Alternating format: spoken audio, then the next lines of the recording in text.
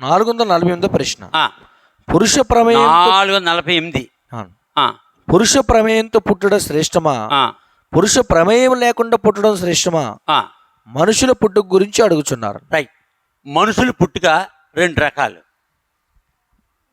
ఒకటి పురుషునితో ఉండి పురుషునితో ఉండి ప్రయో ప్రమేయంతో పుట్టుట, అంటే పురుష ప్రమేయంతో పుట్టడం శ్రేష్టమా? సరిగ్గా రాయలేదు కదా. పురుష ప్రమేయంతో ఆ, పుట్టడం శ్రేష్టమా? అంటే పురుషుని ద్వారా స్త్రీ పిల్లల్ని కనడం శ్రేష్టమా, పురుషుడు లేకుండా కనడమా? 2 బైబిల్లో ఉన్నాయి. పురుషునితోనే స్త్రీ కణాలని బైబిల్లో ఉంది. ఆదికాండము 1వ అధ్యాయము 28వ వచనం. ఆదికాండం 1:28 వచనం. దేవుడు వారిని ఆశీర్వదించాను, ఎట్లనగా మీరు ఫలించి అభివృద్ధి పొంది. వారంటే ఎవరు? ఆదాము అవ్వ. వాళ్ళిద్దరూ కలిసి పిల్లలు కనాలి. ఇది దేవుని యొక్క విధానము, చిత్తము, పరిశుద్ధత. పురుషునితోనే స్త్రీ ఏం చేయాలి? పిల్లలు కనాలి. అలాగే ఇప్పుడుదా కంటా ఉన్నారు. ఒక్క చోట మాత్రం మానవుల పాపాలు తీసేయడానికి దేవుడు కన్యకు పుట్టాడు. అక్కడ మాత్రం పురుషుడు లేడు. ఇంకా చాలా తెలివితేటలుగా ఇక్కడ ప్రశ్నిస్తున్నాను. అంటే పురుషుని ప్రమేయంతో పుట్టడం శ్రేష్టమా, పురుషుని ప్రమేయం లేకుండా పుట్టడం శ్రేష్టమా అని అడుగుతున్నారు. పురుషునితో కాకుండా పుట్టడం పిల్లలు ఎలా కంటారు? జంతువులతో పిల్లలు కంటారేంటి? ఆడవాళ్ళు కుదరదే. పక్షులతో కంటారా? కుదరదే. పురుషునితోనే కనాలి. ఎవరు? స్త్రీ. అందుకని ఆదికాండం 4వ అధ్యాయం మొదటి 2 వచనాలు 3 వచనాలు. ఆదికాండం 4వ అధ్యాయం మొదటి 3 వచనాలు. ఆదాము తన భార్యను హవ్వను కూడినప్పుడు. అది ఉందా లేదా? ఉంది. ఇదేంటి? పురుషుని సహాయంతో స్త్రీ పిల్లల్ని కనడం. అది దేవుని చిత్తం. అందుకనే పురుషుడు పక్కటెముక నుంచి స్త్రీని తీశాడు, ఇద్దరికి పెళ్లి చేశాడు. ఇంకా చదువు. ఆదికాండం 4వ అధ్యాయం మొదటి వచనం. ఆదాము తన భార్యను హవ్వను కూడినప్పుడు ఆమె గర్భవతి అయి కయ్యూను కని, యెహోవా దయ వలన నేను ఒక మనిషిని సంపాదించుకున్నాను అనెను. తర్వాత ఆమె అతని తమ్ముడికి హేబేలును కనెను. ఇది దేవుని యొక్క చిత్తములో పురుషుని ద్వారా స్త్రీ పిల్లల్ని కనడానికి ఇప్పుడు దాకా ఈ లోకం అంతవరకు జరుగుద్ది. ఒక్క చోట మాత్రం యెషయా 14వ అధ్యాయం 7వ వచనం ఉంటుంది. యెషయా 7వ అధ్యాయం 14వ వచనం. యెషయా 7:14. యెషయా గ్రంథం 7వ అధ్యాయం 14వ వచనం. అక్కడ రాస్తాడు. యెషయా 7:14. కాబట్టి ప్రభు తానే ఒక సూచన మీకు చూపును, ఆలకించండి. కన్యక గర్భవతి అయి. అది కన్యక అంటే అర్థం ఏంటి? పురుషుడు కూరన్నది. పురుషుడు కూడితే కన్యక ఏమైపోద్ది? స్త్రీ అయిపోద్ది. పురుషుడు కూడకుండా ఒకే ఒక వ్యక్తి. యెషయా గ్రంథంలో క్రీస్తు పూర్వం 750లో చెప్పాడు దేవుడు. ఈ లోకానికి దేవుడు ఎలా వస్తున్నాడు? కన్యక గర్భంలో వస్తున్నాడు. అంటే కన్యకి ఎవరు తాకుండా పిల్లడతాడు. అదే యెషయా 7:14. కాబట్టి ప్రభు తానే ఒక సూచన మీకు చూపును, ఆలకించుడి. కన్యక గర్భవతి అయి కుమారుని కని అతనికి ఇమ్మానుయేలును పేరు పెట్టెను. సాధ్యమా? ఇది ఇతని ప్రశ్న. ఇది సాధ్యమా? ఇక్కడొక్క చోట సాధ్యం. అందుకని దేవుడు 3 చోట్ల నాకు అసాధ్యమైనది ఏదైనా కలదా అంటే అసాధ్యమైనది ఏదైనా కలదు. ఇది దేవుని సాధ్యం. దేవుడు పురుషుడు స్త్రీ ద్వారా పిల్లల్ని ఇవ్వగలడు. పురుషుడు లేకుండా ఒకే ఒక పిల్లవాడిని ఇచ్చాడు. ఆ పిల్లవాడు దేవుడే. అంటే ఆయన దేవుడే ఈ యొక్క పురుషునికి స్త్రీకి పుట్టిన పిల్లలు పాపులైపోయారు. కాబట్టి పురుషుడు లేకుండా కన్యక పిల్లోడిని కన్నావు, మళ్ళీ ఇతర పిల్లల్ని కన్నావు. ఆ కన్యక ముగ్గురిని కందు. చాలా మంది కన్యకలు అనరు, ఒకే కన్యక అంటది. ఆ కన్యక పేరు మరియ అని రాసింది. ఎక్కడ? లోకాసు. మళ్ళీ పాత నిబంధన లేదు. అప్పుడు ఆశ్చర్యపడి పేరు ఏంటి, పురుషుడు లేకుండా కంటదా? అందుకే దేవుడు ఏమంటున్నాడు, ఆదికాండం 18:14 యెహోవాకు అసాధ్యమైనది ఏదైనా కలదా? ఆదికాండం 18:14 యెహోవాకు అసాధ్యమైనది, యెహోవాకు అసాధ్యమైనది ఏదైనా ఉన్నదా? ఏదైనా ఉన్నదా? మీదటికి కాలమున నిర్ణయ కాలమందు నీ యొద్దకు తిరిగి వచ్చేదను. అప్పుడు షారాకు కుమారుడు కలుగును అనెను. ఇర్మియా గ్రంథము 32:17.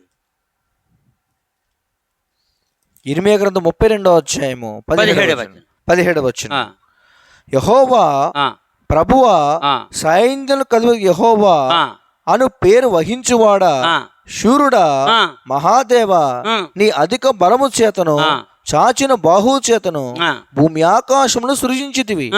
నీకు అసాధ్యమైంది ఏది లేదు. అది అసాధ్యమైంది ఏది లేదండి. ఏది అసాధ్యమైంది? పురుషుడితో స్త్రీ పిల్లల కన్నా సాధ్యం, కానీ పురుషుడు లేకుండా కన్యక పిల్లల కనలేదు. అది అసాధ్యం. కానీ దేవునికైతే సాధ్యమే. అసాధ్యమే. అందుకనే బైబిల్లో ఒక పాట ఉంది, దేవుడు నాకు నేర్పిన పాటల్లో, దేవునికేదైనాను చేయనా సాధ్యమా, దేవునికేదైనాను చేయనా సాధ్యమా, అసాధ్యమేదైనాను కలదాయనకు, అసాధ్యమేదైనాను కలదాయనకు, దేవునికేదైనాను చేయనా సాధ్యమా. మీ దాటికి ఈ కాలమున, మీ దాటికి ఈ కాలమున, నిర్ణయ కాలమున వచ్చేదను, నిర్ణయ కాలమున వచ్చేదను, షారాకు కలుగును కుమారుడు. సాధ్యమా? సారా పిల్లలకి అందు. ఎందుకు? ఒకటి గొడ్రాలు పిల్లలకి అందు. రెండోది ఏంటి? ఆమె కానుపు ఉడికెను. అంటే స్త్రీ పిల్లల కన్నాకే 45, 50, 60 సంవత్సరాల లోపల పిల్లలు కనాలి. ఆమెకి ఎప్పుడు పుట్టాడు కుమారుడు? ఆమెకి 90 సంవత్సరాల వయసులో. 90 సంవత్సరం వయసులో ఎలా పుట్టాడు? దేవుడు ఆజ్ఞాపించాడు. సాధ్యమైనది లేదు. ఇంకా అక్కడ అబ్రహాం అక్కర్లేదు. ఇంకా ఇది కూడా తెలక చాలా మందికి. అబ్రహాం కూడా అక్కర్లేదు. ఇంకా రాబోయే కాలంలో ఇదే నెలలో ఇదే రోజుని వచ్చే సంవత్సరము నీ కుమారుడు కలుగుతాడు. 21వ అధ్యాయం ఆదికాండం. అక్కడ మాట్లాడతాడు, అబ్రహాం వాళ్ళు పుట్టాడా లేకపోతే దేవుని నోటి మాటతో పుట్టాడా? ఆదికాండం 21వ అధ్యాయం 1వ వచనం. యెహోవా తాను చెప్పిన ప్రకారము ఏం చెప్పాడు? 18వ అధ్యాయంలో మాట చెప్పాడు. ఆదికాండం 18వ అధ్యాయం 14వ వచనం. యెహోవాకు అసాధ్యమైనది ఏదైనా ఉన్నదా? మీదటికి కాలమున నిర్ణయ కాలమందు నీ యొద్దకు తిరిగి వచ్చేదను. అప్పుడు షారాకు కుమారుడు కలుగును. మాట దేవుడు చెప్పేప్పటికి ఆమెకి 89 సంవత్సరాలు. ఎంత? 89 సంవత్సరాలు. అప్పటికి పైన చూడ ఒక మాట్లాడది. ఆమె స్త్రీ ధర్మము. ఆదికాండము 18వ అధ్యాయం 11వ వచనం. అబ్రాహామును షారాయును బహుకాలము గడిచిన వృద్ధులయ్యుండిరి. స్త్రీ ధర్మము షారాకు నిలిచిపోయిన గనుక ఏ గైనకాలజిస్ట్, ఏ డాక్టర్ అయినా గైనకాలజిస్ట్ అయితే అడగండి మాట, స్త్రీకి స్త్రీ ధర్మము శారాకు నిలిచిపోయిన తర్వాత పిల్లలు పుడతారా ప్రపంచంలో? నెవ్వర్. ఇది దేవుడు చేసేది. దేవుడికి అసాధ్యమైనది ఏది లేదు. మొట్టమొదటి సారకు చేశాడు. అది మొట్టమొదటి ఎవరు చేశాడు? శారా విషయంలో. రెండోది ఎవరు చేశాడు? కన్యను మరికి చేశాడు. ఎవరు చేశాడు? మరి. ఆమెకేమో గొడ్రాలు, దాని తర్వాత తన యొక్క స్త్రీ ధర్మము నిలిచిపోయింది. ఆమెకి ఎలా పిల్లలు పడతారు? రెండు న్యాయములు, ఒకటి గొడ్రాలు, రెండోది స్త్రీ ధర్మం. సారా గొడ్రాలు ఎక్కడుంది? 11వ అధ్యాయము 11వ అధ్యాయము 30వ వచనం. శారా ఆదికాండం 11:30. ఆదికాండం 11వ అధ్యాయం 30వ వచనం. శారాయి గొడ్రాలై ఉండెను, ఆమెకు సంతానము లేదు. మరి ఇప్పుడు ఎలా పిల్లగంటది? కంద దేవుని నోటి మాట అంటే దేవుని నోటి మాట. ఇది తెలుసు చాలా మందికి. మొట్టమొదటి ఎవరికి వచ్చింది? ఇలాగా ఎవరికి వచ్చింది? శారాకు వచ్చింది. అలాగా ఆ తరంలో చాలా మంది గొడ్రాళ్ళు ఉన్నారు. వాళ్ళందరికీ దేవుడు చెప్పెత్తే గర్భాలు వచ్చాయి. దేవుడు మహాడంతే. దాని తర్వాత రెబక్క, ఆమె గొడ్రాలే. మూడోది యాకోబు భార్య రాహేలు గొడ్రాలు, ఆమెకి. అలాగే న్యాయాధిపతులు 13వ అధ్యాయంలో మనోహబ, ఆమె గొడ్రాలు. చెప్పు. మొదటి సమయాలు 1వ అధ్యాయంలో హన్న గొడ్రాలు. వీళ్ళందరికీ ఎవరు చెప్తే గర్భం తెరవబడింది? దేవుడు చెప్పాడు. పిల్లలు వచ్చారు అంతే బయటికి.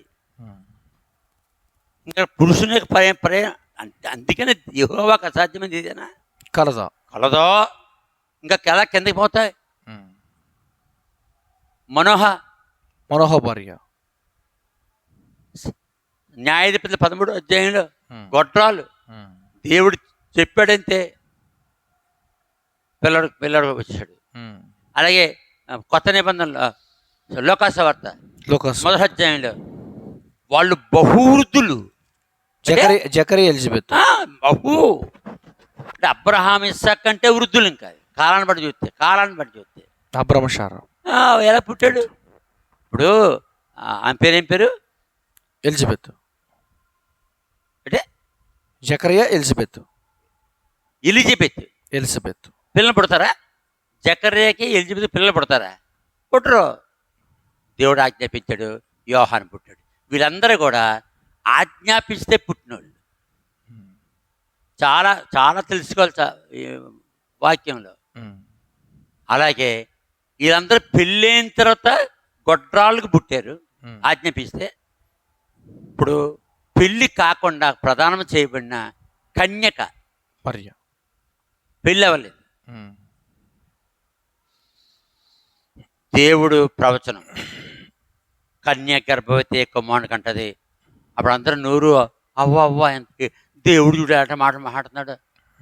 ఎలా మాట్లాడుతారు? ఆయన ఎవరు? అసాధ్యమైన. ఆజ్ఞాపిస్తే భూమి వచ్చింది, ఆజ్ఞాపిస్తే సూర్య చంద్ర నక్షత్రాలు వచ్చాయి, ఆజ్ఞాపిస్తే గాలి వచ్చింది, ఆజ్ఞాపిస్తే అగ్ని వచ్చేసింది, ఆజ్ఞాపిస్తే సమస్తం వచ్చేసింది. లెక్క అంటే దేవునికి అదే అంటాడు. మత్తయి 3వ అధ్యాయంలో ఎవరు? బాప్తిస్మ యోహాను. దేవుడు ఈ అబ్రహాముకి రాళ్ల వలన పిల్లలను పుట్టించగలరు. మరి అదే పిల్లలు ఎక్కడి నుంచి వచ్చేస్తారు? రాళ్ళ నుంచి వచ్చేస్తారు. ఇంకా అక్కడ భార్య లెక్కలేదు. ఇంకా రాళ్ళలోంచి మనుషులు ఏం చేస్తారు? వస్తారు. మరి మట్టిలోంచి పుట్టలేదేటి? ఆదాం ఎలా పుట్టాడు? మట్టిలోంచి. మరి ఇంకేటి? మట్టిలోంచి వచ్చాడు మనిషి, రాళ్ళ నుంచి రాడా?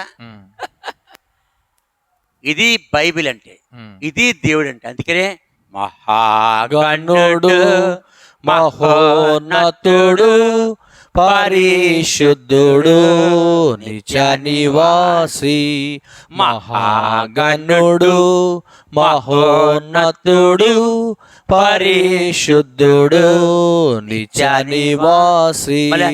ఇప్పుడు పాడిన పాటలో యెహోషువ యెహోవా మోషేని చూసి ఆకాశం నుండి 40 సంవత్సరాలు ఆహారం కూర్చుంది, సాధ్యమా? సాధ్యం కాదు. మరి చేశాడు, చేశాడు. మళ్ళీ మోషే కాలంలో తూర్పు గాలి చేత సముద్రాన్ని తొలగించి సముద్రాన్ని 6 నెలలుగా చేశారు. సాధ్యమా? సాధ్యం కాదు. అది దేవుని సాధ్యం. బండలో నీళ్ళు వస్తాయా? రావు. బండ అంటే ఏంటి? నీటిని పేల్చుతుంది. దాని నీటిలో 1000 సంవత్సరాలు నానేసిన బండలో నీళ్ళు ఉండవు. అది బండ అంటే. అందులోంచి నీళ్ళు వచ్చి 40 లక్షల మంది తాగారు. ఏంటిది? దేవునికి అసాధ్యమైనది ఏది కూడా లేదు. ఆఖరిని కన్యాకార్భము నుండి కన్యాకార్భము నుండి ఇమ్మానుయేలుగా జన్మించితివి, ఇమ్మానుయేలుగా జన్మించితివి. ప్రజల పాపముల నుండి రక్షించుటకు, ప్రజల పాపముల నుండి రక్షించుటకు దేవునికేదైనాను చేయన సాధ్యమా? అసాధ్యమేదైనాను కలదా ఆయన. ఇదే గొడవ. దేవుని నమ్మిన వారు వాళ్ళందరూ దీన్ని నమ్ముతున్నారు. అదే మహమ్మదీయులు, అదే హిందువులు, అదే హేతిస్టులు, సైన్సిస్టులు, నక్సలైట్లు, చెప్పు, వీళ్ళు నమ్మడం లేదు. కారణం ఆయన దేవుడు, ఆయన దేవుడు. నీకు కుమారుడు కలుగుతాడని చెప్పింది అంతే. ఎవరు? దూత. లోకసవత 2వ అధ్యాయం 26, 27, 28, 29, 30 వచనాలు చూస్తే, మరియా భయపడకము, మొదటి అధ్యాయం దేవుని వలన కృప పొందితివి. లోకాసువార్త మొదటి అధ్యాయం 26వ వచనం. 6వ నెలలో గబ్రియలు దేవదూత గలిలయలోని నజరేతను ఊరిలో. 6వ నెల అంటే యేసు పుట్టక మునుపు జకర్య ఎలిజబెత్ ముసలోళ్ళకి బాగా ముసలోళ్ళు అంటే కుమారుడు పుడతాడు. ఆ యొక్క ఎలిజబెత్ జకర్య గర్భం ధరించిన 6వ నెలలో, అంతే 6వ నెల. అది 6వ నెలలో గబ్రియలు దేవదూత గలిలయలోని నజరేతను ఊరిలో దావీదు వంశస్థుడైన యోసేపును ఒక పురుషునికి ప్రదానం చేయబడిన కన్యక యొద్దకు దేవుని చేత పంపబడిను. ఆ కన్యక పేరు మరియా. ఆ దూత లోపలికి వచ్చి ఆమెను చూచి, దయాప్రాప్తురాలా, నీకు శుభము, ప్రభు నీకు తోడై ఉన్నాడని చెప్పాడు. ఆమె ఆ మాటకు బహుగా తొందరపడి ఈ శుభవచనం ఏమిటో అని ఆలోచించుకునుచుండగా దూత, మరియా భయపడకుము, దేవుని వల్ల నీవు కృప పొందితివి. ఇదిగో నీవు గర్భం ధరించి కుమారుని కని ఆయనకి యేసు అని పేరు పెట్టదువు. ఇప్పుడు కన్యక గర్భం ధరించడం దేవుని కృప. అంటే దేవుని కృప. కృప అంటే దయా. అంటే దేవుడు ఎవరిని తాకడు. అంటే దేవుడు అతి పరిశుద్ధుడు. ఎవరు? అతి పరిశుద్ధుడు. ఆజ్ఞాపించాడు. ఏం పంపించాడు? గర్భంలోకి కృప. అంటే కృప వలన ఏమవుద్ది? గర్భం వస్తుంది. అంతే, అయిపోయింది. కృప వలన గర్భం వస్తుంది. దేవునికి సాధ్యం. అందుకనే భూమి మీద 2 పత్రుల్లో పిల్లలు కన్నారు. ఒకటి పురుషుని ప్రమేయంతో, సహాయం ద్వారా పురుషుని సహాయంతో. సహజం, ఇప్పటికి అంతే. ఇంకొకటి ఉంది, అది దేవుని నమ్మితేనే సాధ్యం. దేవుని నమ్మినోడికే సాధ్యం.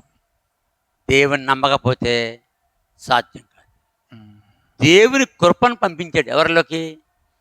మరియలోనికి. ఆ కృప ఎవరు? యేసు. యేసు ఎవరు? కృప. అంటే కృప వెంబడి కృప. ఎక్కడుంది?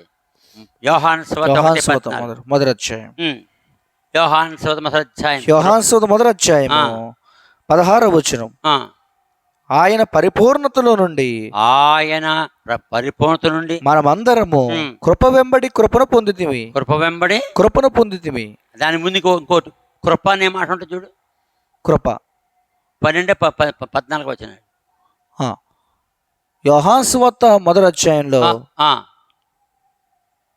12 వచనం. తన్ను ఎందరు అంగీకరించరో వారందరికీ అనగా తన నా ముందు విశ్వాసం ఉంచిన వారికి దేవుని పిల్లలకు ఆయన అధికారము అనుగ్రహించెను. 14 వచనం. ఆ వాక్యము శరీరధారి అయి కృపా సత్య సంపూర్ణుడుగా. అది 14 ఏముంది? ఆ వాక్యము యేసెవరు?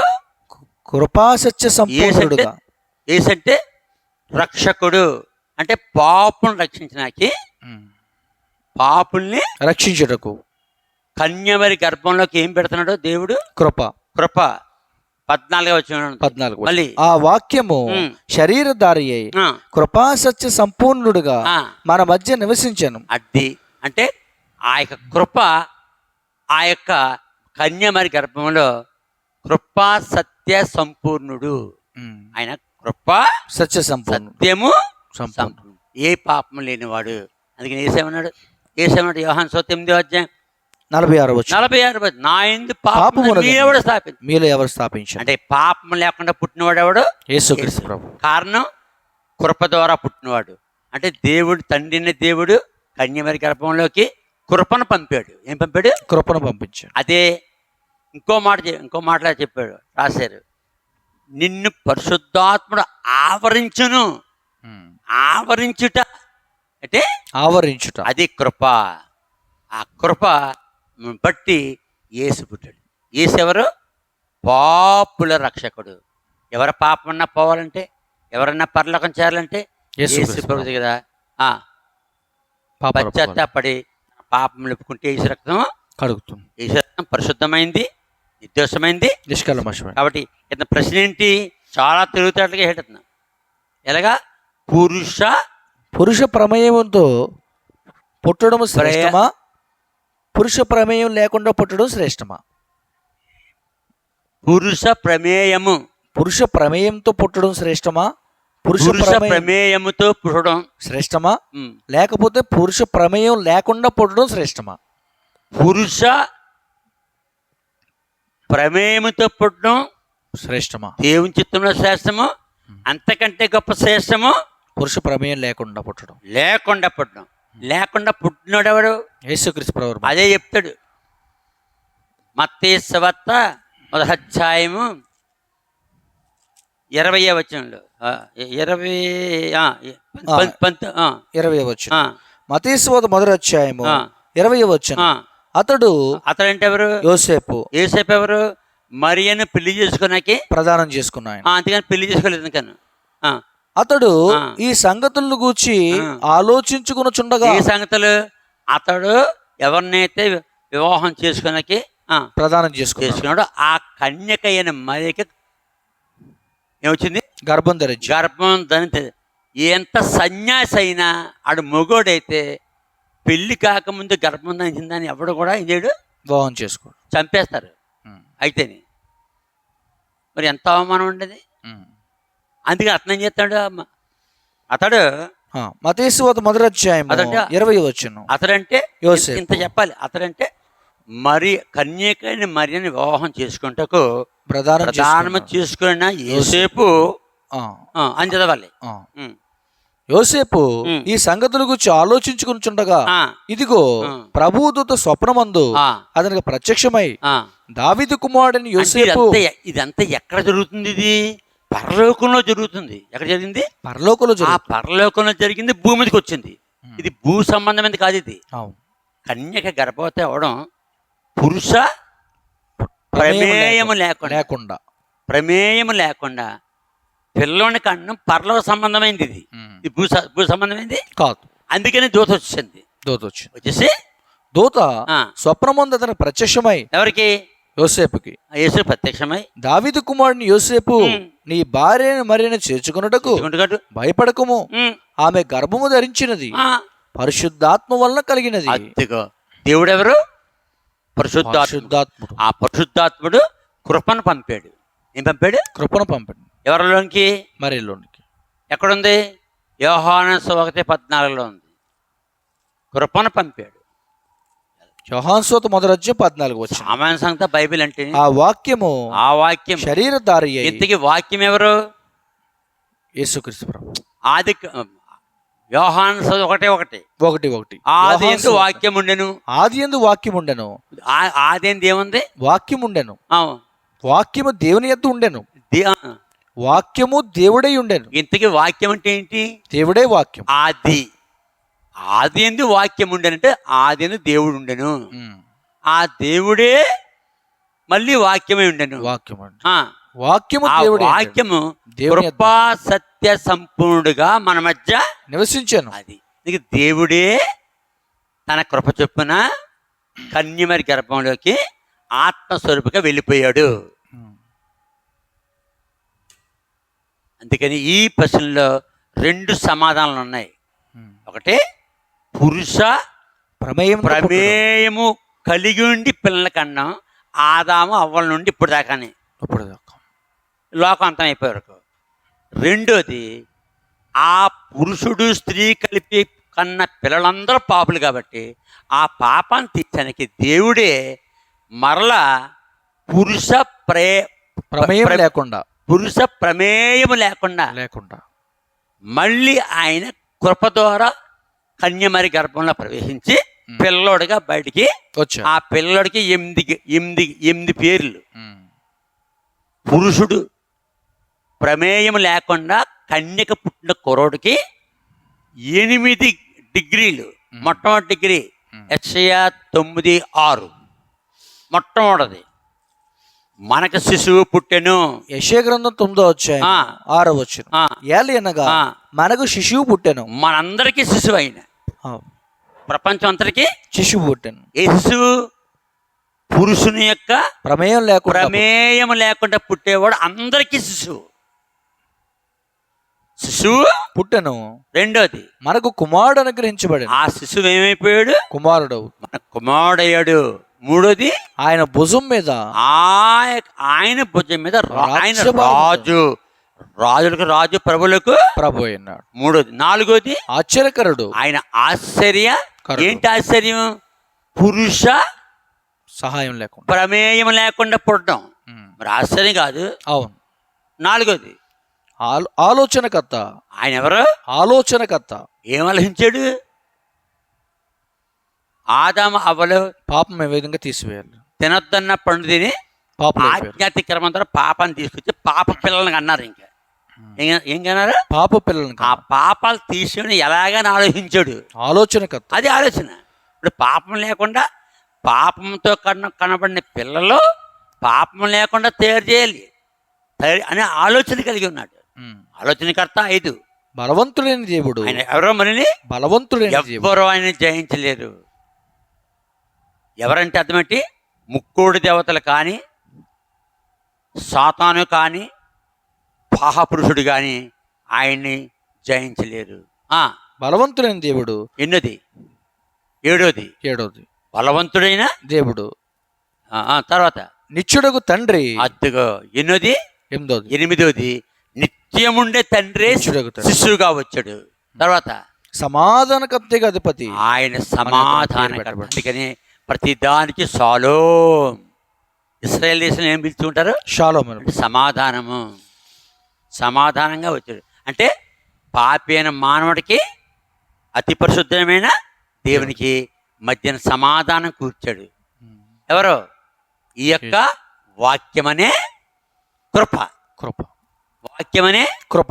వాక్యమనే దేవుడు కృప ద్వారానే నీతిమంతులుగా తీర్చబడితిమి ఉచితముగా. కృప ద్వారానే నీతిమంతులుగా తీర్చబడితిమి ఉచితముగా. అపరాధులమై యున్నా మనకు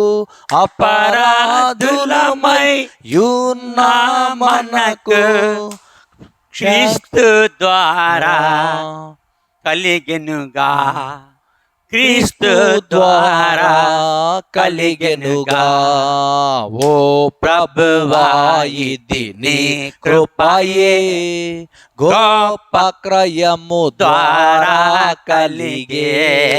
ఓ ప్రభువా ఇది నీ కృపయే, గొప్ప క్రయము ద్వారా కలిగే.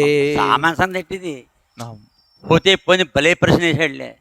ఇలాంటి ప్రశ్న ఎప్పుడు ఎవరో వేసి ఉండరు, ఎవరికి తలంపు రాలేదు. ఇలాంటి సమాధానం ఇదే మొట్టమొదటిసారి రావడం ప్రపంచానికి. ఎవరి ద్వారా? ఆ కృప ద్వారా, ఆ దేవుని ద్వారా. నీ ద్వారా, నా ద్వారా కాదు. మనం చెప్పగలం ఇలాంటి ప్రశ్న సమాధానం మనకు తెలుసా? అసలు నాకు తెలుసా? ఇప్పుడే మనం కాకినాడలో రాజమండ్రి వెళ్ళి కాకినాడ వచ్చి కాకినాడ మధ్యాహ్నం భోజనం లేదు, రాత్రి భోజనం లేదు, తిరిగి తిరిగి తిరిగి తిరిగి వచ్చి రాగానే స్టేజ్ ఎక్కేసాం. అక్కడ ఏమైనా ధ్యానించామా మనం? ఈ ప్రశ్నలకు ధ్యానించామా మనం? ఈ ప్రశ్నలకు సమాధానం చెప్పడానికి ఇంతమంది చదువుకుని ధ్యానించామా? మహాడబెట్ట పిచ్చిమొక్కమా? ధ్యానించామా? లేదు. ఇది ఈ ప్రశ్నలకి సమాధానం చెప్పడానికి ఇంతకుముందు మనం ప్రిపేర్ అయ్యామా? లేదు. అయ్యామా? లేదు. మరి ఎలా చెప్తున్నావు? ఎలా చెప్తున్నావు? చెప్పేది మనం కాదు, ఆయన చెప్తున్నాడు. ఎవరు? దేవుడు. ప్రశ్నలు వేశారు ఆయన ప్రజలు. ఆ ప్రశ్నకు సమాధానం ఎవరు చెప్పాలి? దేవుడే చెప్పాలి, నేను కాదు, ఆయన చెప్పాలి. అదే ప్రార్థన చేస్తున్నాం. ప్రభువా ఈ ప్రశ్నకు సమాధానం మనం తెలదాం, మేము చెప్పలేం, నువ్వు చెప్పంటే అప్పటికప్పుడికే చెప్పేస్తున్నాడు. చెప్పేస్తాను లేదా? ఆ రెఫరెన్స్ కూడా అప్పటికప్పటికే వచ్చేస్తున్నాడు. అంతే. ప్రిపేర్ అయ్యామా? లేదు. ఇప్పటికొచ్చి ఒక్క ప్రశ్నకి సమాధానం చెప్పడానికి మనం ప్రిపేర్ అవ్వలేదు. అయ్యేమా? అప్పటికప్పుడు చెప్పేస్తాం. ఎలా చెప్తున్నాం? చెప్పే దేవుడు, కనిపించేది మనం. అంతే. దేవుడు దాక్కుని ఉంటాడు, మనల్ని పిచ్చేదోళ్ళని మనల్ని నిలబెడతాడు. మనకేం తెలుసు? మనం ఎవరని చెప్పు. మొదటి కొరింథీ 1:26 వచనం మనం ఎవరు? మొదటి కొరింథీ 1:26 వచనం మనం. అది మనం. ఆయన చెప్పుకుంటాడు. ఆ ధైర్యంతో నిలబడి ఇక్కడ నేను చెప్పగలనంటే తుక్కు లేకపోతుంది మనకి. అది దేవుడు సహాయం చేయడు. మొదటి కొరింథీ 1:26 వచనం. సహోదరులారా, మిమ్మల్ని పిలిచిన పిలుపును చూడుడి. మీలో లోకరీతిని జ్ఞానులైనను. మనకేమి లేదు. లోకరీతిని మనకేమి లేదు. చదివే కదంటారు. ఇప్పుడు జ్ఞానము లేదు. ఎలా తయారయ్యారా బాబు? మనకేమి లేదు, జ్ఞానం లేదు. రెండోది గనులైనను. మనం గనులు కాదు. అంతే. మనకేమీ లేదు. గొప్ప వంశం వారైన. 3 మనకు పెద్ద వంశం కూడా లేదు.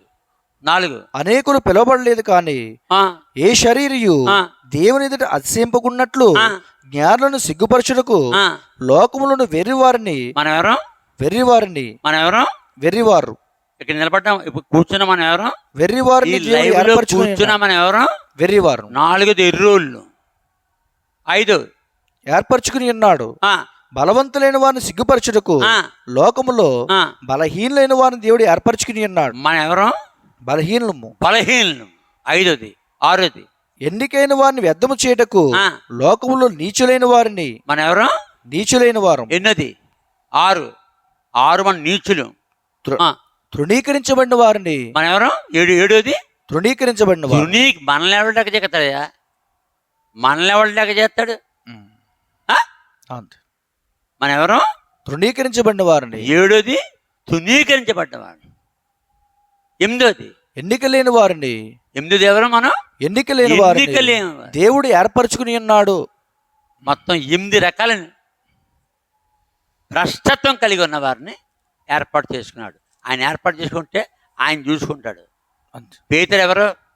పేతురుని ఏమన్నారు? అపొస్తలుల కార్యములు 4వ అధ్యాయంలో విద్యలేని పామరులు. దొరికిందా? దొరికింది. ఎన్నో వచనం? అపొస్తలుల కార్యం 4వ అధ్యాయము 14వ వచనం. అపొస్తలుల కార్యం 4వ అధ్యాయం 13వ వచనం. వారు పేతురు యోహానుల ధైర్యం చూచినప్పుడు వారు విద్యలేని పామరులని గ్రహించి ఆశ్చర్యపడి. విద్యలేని పామరులు ఏం చేశారు? ప్రపంచాన్ని సువార్త ప్రకటించారు. కొన్ని లక్షల మందిని రక్షించారు. వాళ్ళు విద్యలేని పామరులు.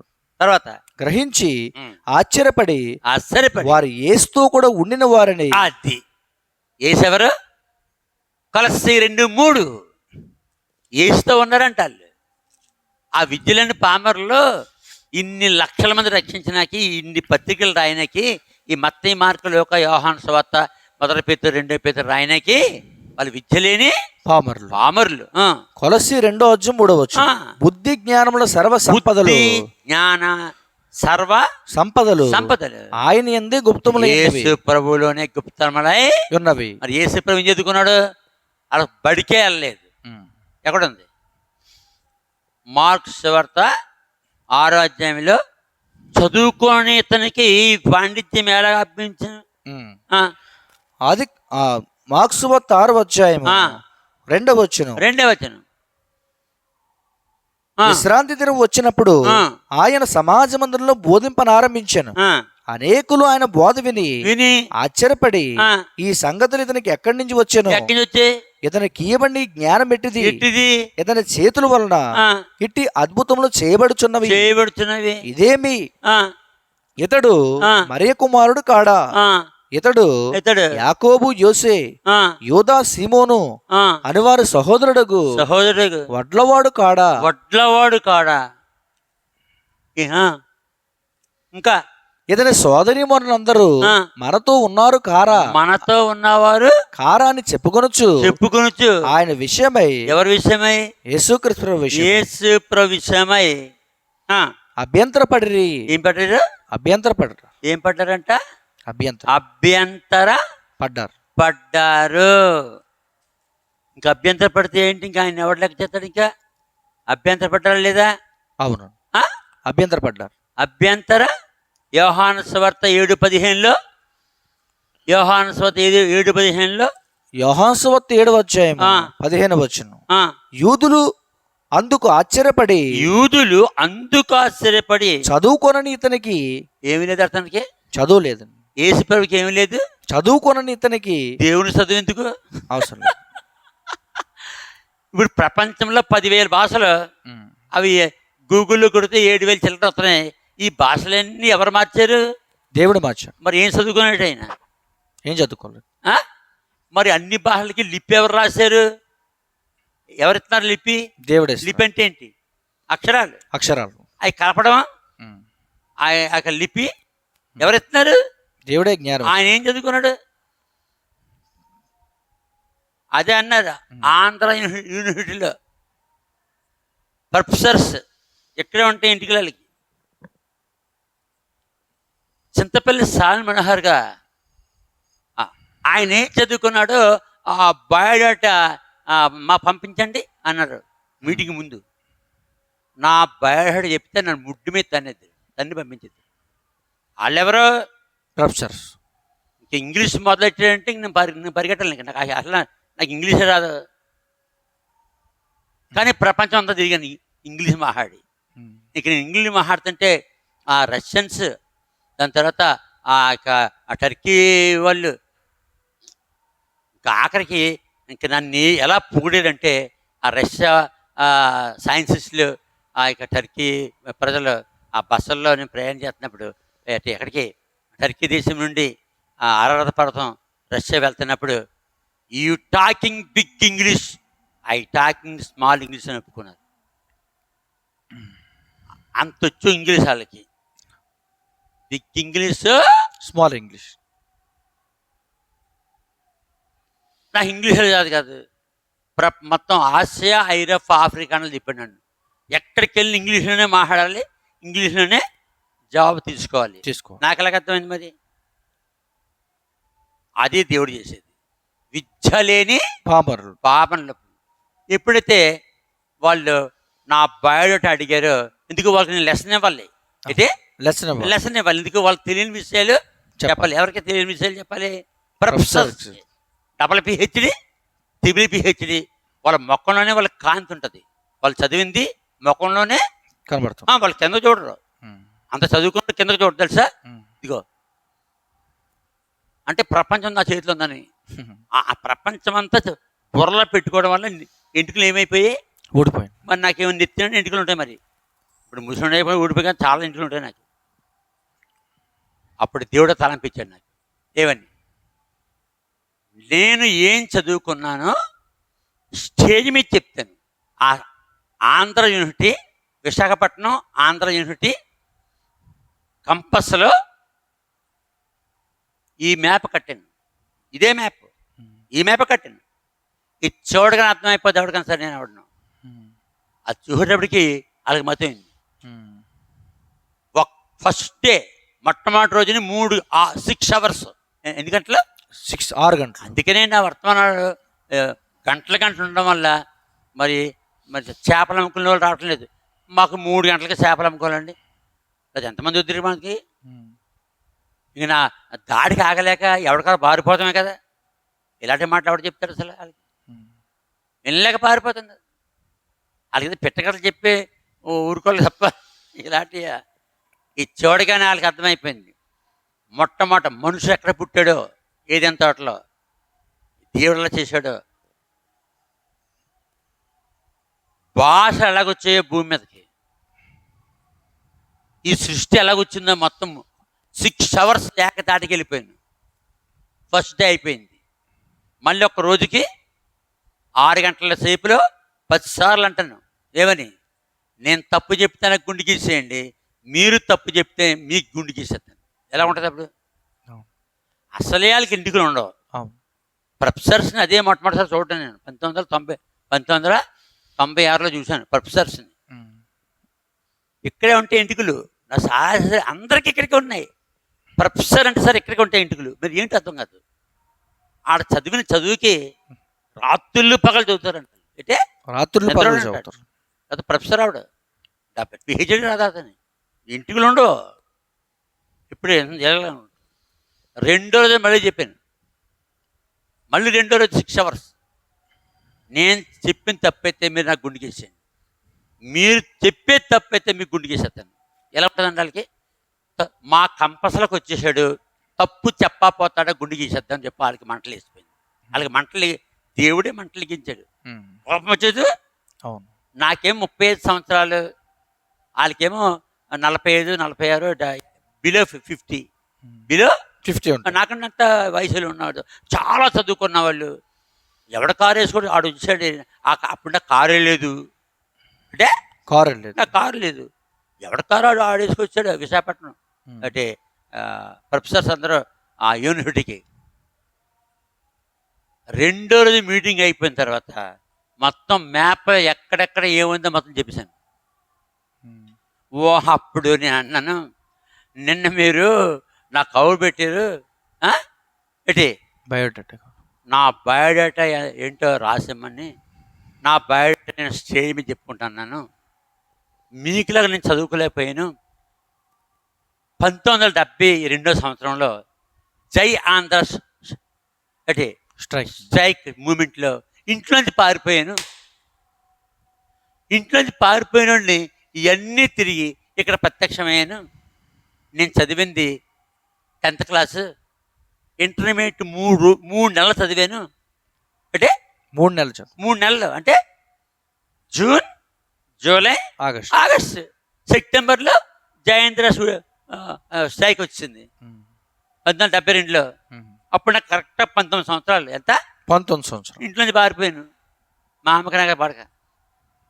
కాబట్టి మీకులో నేను చదువుకోలేకపోయాను. నన్ను అందరు కుర్చీలోంచి ప్రొఫెసర్స్, వాళ్ళ భార్యలు, వారి యొక్క స్టూడెంట్స్ మొత్తం 500 మంది పడతారు దీంట్లో. అంబేద్కర్ మీటింగ్ హాల్లో అందరూ లేచిపోయారు. నో నో నో నో లేచిపోయి ఏమన్నా తెలుసా? You are a practical, we're a theory. నాకేం సర్టిఫికెట్ ఇచ్చారు? నాకేమిచ్చే certificate? You are a practical, already theory, we're a theory. వాళ్ళు థియరీ అంటే చదువుకుని పరీక్షలు రాసి పాస్ అయ్యారు. నేను చూసొచ్చినండి. ఇంకా నాకు ఇంకా థియరీతో పనేంటి? థియరీ గొప్పదా, ప్రాక్టికల్ గొప్పదా? వాళ్ళందరూ కలిపి సర్టిఫికెట్ నాకు ఇచ్చారు, రాసిచ్చారు. మళ్ళీ కరెక్ట్గా చెప్పాడని. ఈనాటికి ఉంది ఆంధ్ర యూనివర్సిటీకి. ఎప్పుడెప్పుడు వెళ్ళినా లెటర్స్ ఆ వీసీ గారు రాసేవాడు నాకు. ఇప్పుడు వెళ్ళాను వీసీ గారికి 3:30 గంటలు. వీసీ గారికి 3:30. వీసీ గారు అయితే కుర్చీలోంచి లేచి నెత్తి మీద దండ పెట్టాడు నాకు. కుర్చీలోంచి లేచి 90 మూడు. ఇది గొప్ప కాదు, ఇది ఏం కాదు, గొప్పగా. దైవ జ్ఞానం ముందు ఏ జ్ఞానం పనిచేయదు. దేవుడు ఏం చదువుకున్నాడు? ఏం చదువుకున్నాడు? మరి ఇంకటి జ్ఞానం అంతా ఆయనదే. ఆయన చదువుకోవాలి అవసరం లేదు. ఆయన కృప ఉంటే ఆ జ్ఞానం మనకి ఇస్తాడు, మనం చదువుకోకర్లేదు. ఈతని చదువుకున్నాడు, యోహానం చదువుకున్నాడు. ఆ కాలం చదువు ఎక్కడది? ఆ కాలం చదువు ఉందేటి? లేదు. శాస్త్రులు పరిశీలిగా ఉంది చదువు. మిగతా వాళ్ళకి చదువు చెప్పాలి. దైవ జ్ఞానికి ముందు ఎవడ నిలబడలేడు ప్రియమని. కాబట్టి ప్రశ్న ఏంటి? పురుష ప్రమేయము లేకుండా పుట్టడం శ్రేష్టమా? పురుష ప్రమేయం లేకుండా పుట్టడం శ్రేష్టమా? పురుష ప్రమేయం లేకుండా పుట్టడం శ్రేష్టమా? రెండు శ్రేష్టమే. రెండాట్లో రెండోది గొప్ప శ్రేష్టం. రెండోది ఏంటి? పురుష ప్రమేయం లేకుండా ప్రమేయము లేకుండా పుట్టడం శ్రేష్టం.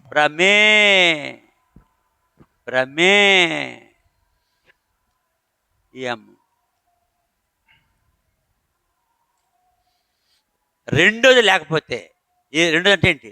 పురుష ప్రమేయం లేకుండా యేసు పుట్టకపోతే ప్రపంచానికి ఏమీ లేదు, రక్షణ, పాపక్షమాపణ లేదు. పురుష ప్రమేయం లేకుండా పుట్టిన యేసు ప్రభు పాపక్షమాపణ మనకిచ్చెను, మనల విమోచించి రక్తముతో. పాపక్షమాపణ మనకిచ్చెను, మనల విమోచించి రక్తముతో. జయము జయము మన ప్రభుకే, జయము జయము మన ప్రభుకే. భజింపరండి ప్రభు యేసుని, ఆత్మ సత్యములతో ప్రేమమయుని పరమ తండ్రిని. భజింపరండి. గద్వాల జాన్ ప్రభు గారు